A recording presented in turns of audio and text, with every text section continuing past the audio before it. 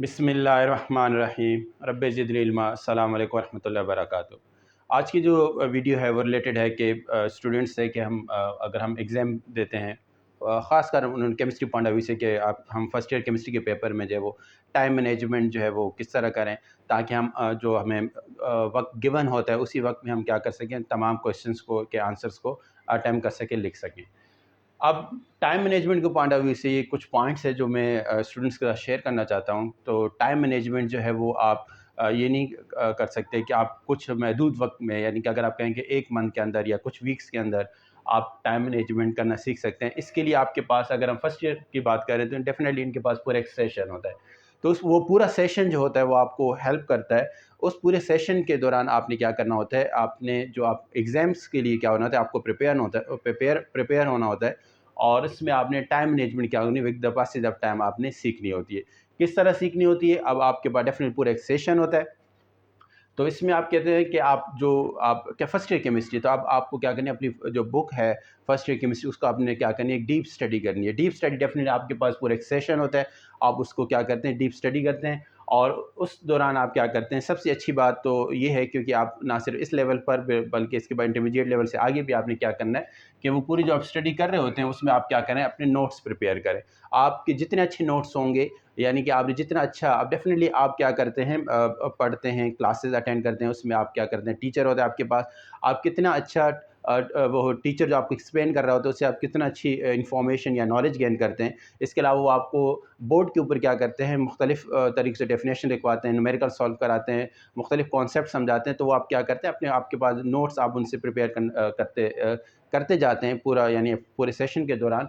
तो वो नोट्स आपके लिए, वो जितने अच्छे नोट्स होंगे उससे आप उतनी अच्छी क्या होगी आपके जो है वो आप प्रिपरेशन करते जाएँगे। और जब आप जितने अच्छे प्रिपेयर होंगे तो डेफ़िनेटली जब आप with the passage of one session, जो पूरा एक सेशन हो उस दौरान भी अगर आपके एग्ज़ाम्स होते हैं, डिफरेंट एग्ज़ाम्स होते हैं, उसमें जो है वो सिलेबस शुरू में कम होता है, फिर आहिस्ता-आहिस्ता वो सिलेबस को बढ़ा दिया जाता है। तो वो आपको खुद टाइम, आप जो है उसमें जो है वो क्या कर सकते हैं, आपको पता चल जाता है कि आप जो है वो कितना टाइम मैनेज कर चुके हैं एग्ज़ाम के लिए। फिर डेफ़िनेटली अगर आपके साइंस है, केमिस्ट्री, उसमें आपके कॉन्सेप्ट्स क्लियर हों। कॉन्सेप्ट क्लियर कैसे होते हैं? डेफ़िनेटली आप हेल्प लेते हैं टीचर से, आप टीचर आपको गाइड करता है। आपने टीचर गाइड भी करता है, और फिर अगर आपके कॉन्सेप्ट क्लियर नहीं हो रहे, आपको कोई भी पॉइंट्स जो है वो कोई डेफ़िनेशन या कोई जो है उसमें कॉन्सेप्ट है, कोई पॉइंट आपको समझ में नहीं आ रहा, कोई डेरिवेशन है, कोई फ़ॉर्मूला है, वो अगर समझ में आता है, डेफ़िनेटली आपके पास सोर्स है कि आप क्या करें, टीचर से डिस्कस करें। टीचर आपका कॉन्सेप्ट क्या करेगा, क्लियर करेगा। आप साथ में हेल्प लेते हैं, कहाँ से? बुक से हेल्प लेते हैं। फिर उसके बाद जो है, अगर आपको टीचर ने भी आपको गाइड कर दिया, बुक से भी आपको इन्फॉर्मेशन मिल गई, नॉलेज मिल गई है, तो फिर आप इंटरनेट सोर्स भी आप क्या कर सकते हैं, उसको भी आप क्या कर सकते हैं, यूज़ कर सकते हैं। मेन पर्पस क्या है कि आपके कॉन्सेप्ट क्लियर हो। तो ये डेफिनेटली आपके पास पूरा एक सेशन होता है, उस दौरान आप क्या करते हैं, अपने केमिस्ट्री में आप क्या करते हैं, अपने आप को प्रिपेयर करते हैं। फिर उसके बाद जो है वो डेफिनेटली टाइम मैनेजमेंट का सब जो तरीका है, डेफिनेटली वो आप टाइम रिक्वायर्ड फॉर जो है, ठीक है। तो आप जब एग्ज़ाम दे रहे होते हैं तो डेफ़िनेटली आपको फर्स्ट ईयर केमिस्ट्री के अंदर एमसीक्यूज़ भी अटेम्प्ट करने हैं, आपने शॉर्ट क्वेश्चंस भी अटेम्प्ट करने हैं, उसमें आपने लॉन्ग क्वेश्चंस भी अटेम्प्ट करने हैं।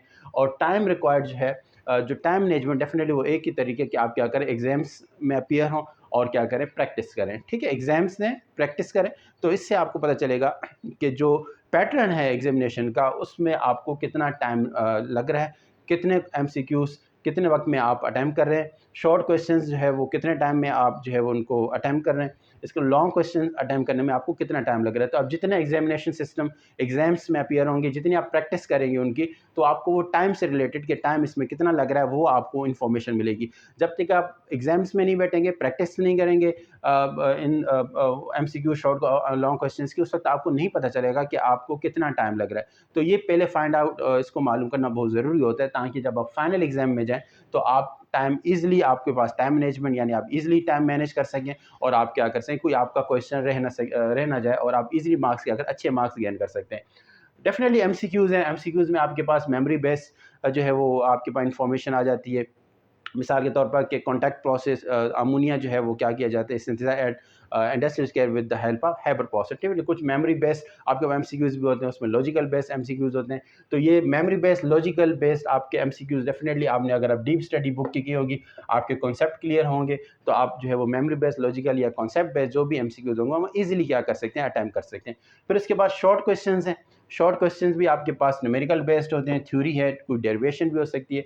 तो बात वही आ जाती है कि अब आप क्या करेंगे कि अगर आपके पहले से कॉन्सेप्ट और अगर आपने अपने आपके नोट्स अच्छे बनाए होंगे, उनको मेमोराइज अच्छा किया होगा, आपने पहले से एग्जाम में अपीयर हो चुके होंगे, आपने अच्छी प्रैक्टिस की होगी, तो आप फाइनल एग्जाम के अंदर उन न्यूमेरिकल और थ्योरी को क्या कर सकते हैं, अटैम्प्ट कर सकते हैं।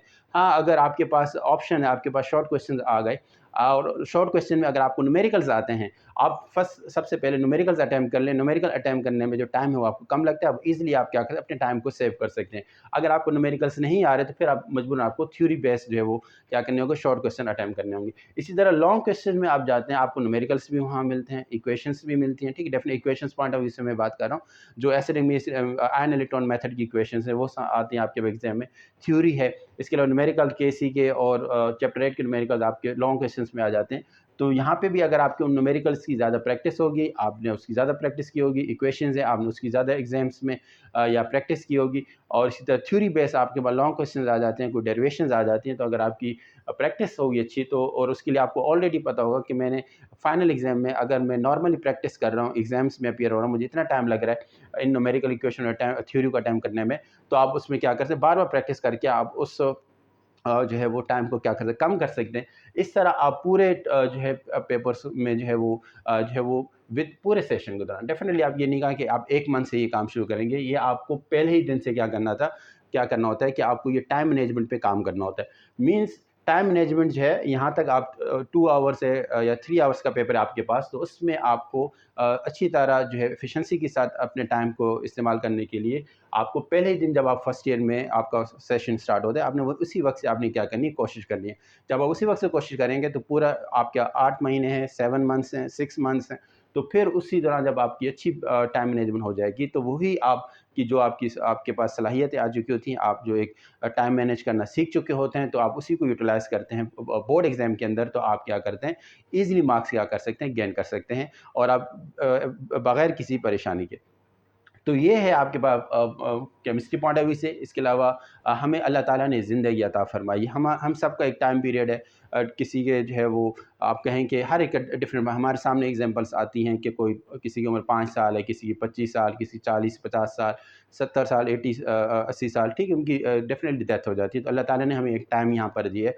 तो जिसे हम ज़िंदगी कहते हैं, हमें इस कीमती वक़्त को भी अल्लाह के अहकामात के मुताबिक, जो इस्लाम के मुताबिक हमें इस्तेमाल करना है, ताकि ऐसा ना हो कि हम अपने टाइम को फ़ज़ूल इस्तेमाल करके फिर हमारे पास एक वक्त ऐसा आ जाए कि फ़र्ज़ के अगर बुढ़ापे में हम पहुँच जाते हैं और हम अगर टाइम मैनेज करना नहीं सीखे, हम जो है वो फिर हमें क्या होता है कि हमने अपना टाइम जो है जो उसमें तवाज़न रखना था कि हमें दीन और दुनिया को साथ लेके चलना था, लेकिन हम सिर्फ दुनिया में चले गए। दुनिया में अपना टाइम जो है वो दुनिया हासिल करने के लिए जो है वो अपना कीमती वक्त इस्तेमाल करते रहे, लेकिन दीन को हमने टाइम नहीं दिया, तो बाद में हमें अफ़सोस ना हो। तो इसलिए शुरू से अपने आप को क्या टाइम मैनेज करें, तवाज़न कायम रखें, ठीक है, कि दीन को भी टाइम देना है, दुनिया को भी टाइम देना है, दोनों में तवाज़न हो, ताकि फिर इंशाल्लाह आप देखेंगे कि दुनिया में भी कामयाबी आपको मिलेगी, आप मुतमईन होंगे, और आखिरत में भी इंशाल्लाह अल्लाह ताला आपको जो है वो कामयाबी अता फ़रमाएँगे।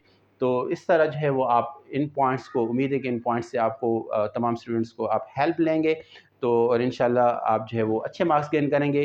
तैयारी करें। इसके अलावा कोई पॉइंट्स अगर आप साथ में शेयर करना चाहते हो, आप ज़रूर शेयर करें, और जो है अगर आपको कोई और इन्फॉर्मेशन साथ में या कोई किसी और पॉइंट्स में नसीहत या एडवाइस चाहिए, तो आप शेयर कर सकते हैं। अपनी दुआ में याद रखिएगा। अस्सलाम वालेकुम रहमतुल्लाहि व बरकातुहू। अल्लाह हाफ़िज़।